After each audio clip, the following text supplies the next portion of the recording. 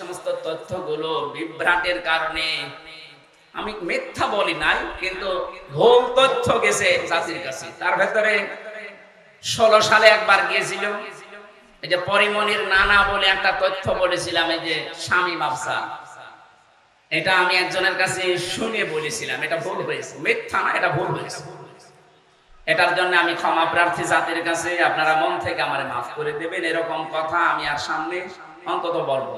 দ্বিতীয় নম্বরে জাফরি উস্তাদকে নিয়ে একটা কথা বলেছিলাম, কিছু আলেমদের বক্তব্য শোনার কারণে আমি এরকম কোনো কথা আর সামনে বলবো, নির্ভরযোগ্য তথ্য না জেনে সেই কথা জাতির সামনে বলবো।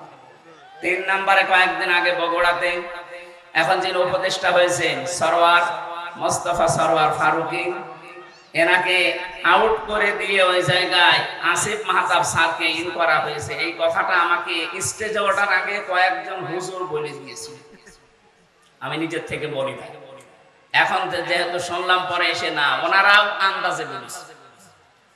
সুতরাং এখন থেকে কোরআন আর হাদিসের বাইরে জেনারেল কোনো কথা বললে আমি চিন্তা ভাবনা করি, অথেন্টিক তথ্য 100% নিশ্চিত না হয়ে বলবো না।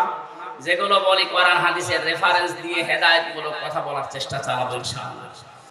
এটার জন্য আমি ক্ষমা প্রার্থী জাতির কাছে, আপনারা মন থেকে আমারে মাফ করে দেবেন। এরকম কথা আমি আর সামনে অন্তত বলবো।